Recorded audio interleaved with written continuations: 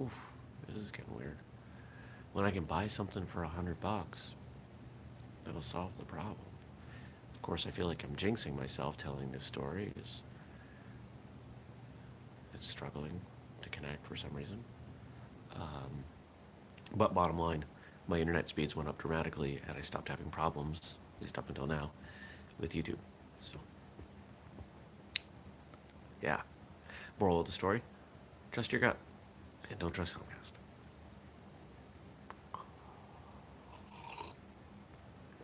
So today, here's what I want to talk about. I want to talk about communication and building relationships. Here's my theory: business and most of life in general is all about establishing, maintaining relationships. Now, of course, we build those relationships, we maintain them through communication. But I believe you can look at the world entirely through relationships. If you go to buy something, you are more likely to buy something from a person, a company that you have a relationship with, a positive relationship with. If you are a salesperson, you're more likely to sell something to someone if you can establish a relationship with them. Now, obviously, I'm using the word relationship in a broader definition than we usually use it. When we talk about a relationship, we're usually talking about a fairly significant type of relationship. Some people use that term entirely in a romantic sense, but a friendship is a relationship. A family tie is a relationship, right? You have a familial relationship to someone. But if you break down the word relationship, relate.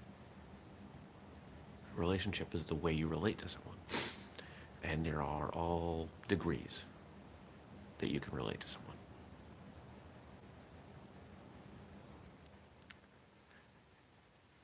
And in business, if you look at it, it's those relationships that tend to allow us to do things. If you've ever needed to go to banks to get money, or just get money in general, you know that if you have been banking with a bank for longer, and have more of a relationship with that bank, you're more likely to get money, regardless of the things on paper, regardless of what the numbers say. If you're looking for support for, let's say, your martial arts school from people in your community, the more of a relationship you have, the better people think of you, the more support you're going to have. Now, when I say it this way, people rarely question it. They don't, yeah, this all makes sense. But what I don't see people doing is cultivating relationships. And there are times that I don't want to do things, but I want to maintain the relationship. Sometimes it's with friends, sometimes it's professional. Maintaining those relationships is key to life, so it's important. It's important to me. I don't know when I'm going to need those relationships in the future, so I want to make sure that I'm doing something to keep them. They're a resource. This doesn't mean that I look at all of my friends and family and people that I care about as numbers on a ledger. But it is an interesting way to think about people. When we think about who benefits us, the couch is very squeaky today. It's also 11 degrees outside, which feels like a heat wave. It's like 30 degrees warmer than it was yesterday. Maybe that's why the couch is creaky. I've said on this show that, you can usually figure out who you are by who you are hanging around. You're the average of the people that you spend the most time with. But sometimes those people aren't people that you're choosing to be around. Sometimes those are professional people that you don't have a choice in, or maybe it's family members. And maybe you don't want to be those people. So maybe those are relationships that you have, but you don't want.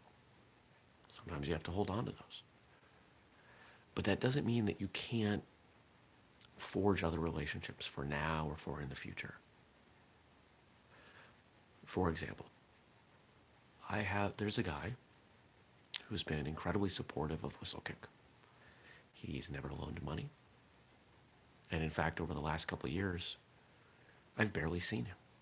I think very highly of him, and I value his advice. But there's a part of me that maintains the relationship because I believe he will be important to the company in the future. Maybe he'll end up on the board of directors when we make one, when we have one. As we grow, he has experience in larger businesses that I don't have. Is this a sterile way of looking at this person? It can be. I mean, I like him. But at the end of the day, I only have so many hours. And there are more people that I could have strong relationships with than I have time for. I could hang out with all these professional and personal people that I want to have relationships with, a very small amount, but that doesn't foster a strong relationship. So I choose the relationships that I have based on how they benefit me. Guess what? If you get right down to it, it's what we all do. I'm suggesting that maybe you think of it in that way. If you look at your martial arts, you probably have relationships with martial artists that benefit you in some way. Your instructor hopefully benefits you. The people that you maybe train with outside of class benefit you. And there are probably some relationships that you look at and think, that person doesn't really benefit me. Oh, but maybe I benefit them. And that's good. That's okay. That's part of what at least I value in martial arts, which is passing it on. So there is value to take from that.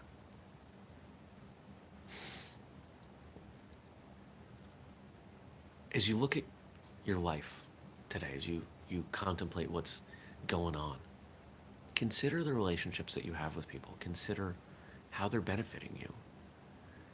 And consider how you would rate those relationships, the quality of them, and also the importance of them. And if there's a big gap between how important the relationship with someone is and the quality of the relationship, whether it's one direction or the other, you should fix it. If you've got somebody you spend a ton of time with and their relationship is not important, cut back. Use that time for another relationship that needs more support. Well, you've got 24 hours in the day, and you've got to build a tribe of people around you to help you further your goals in life and martial arts and business, whatever it is. Okay? Don't forget, we do this show every weekday right here on YouTube at 6:30 a.m. Eastern. Don't forget to subscribe and turn on notifications so you know when we do the show.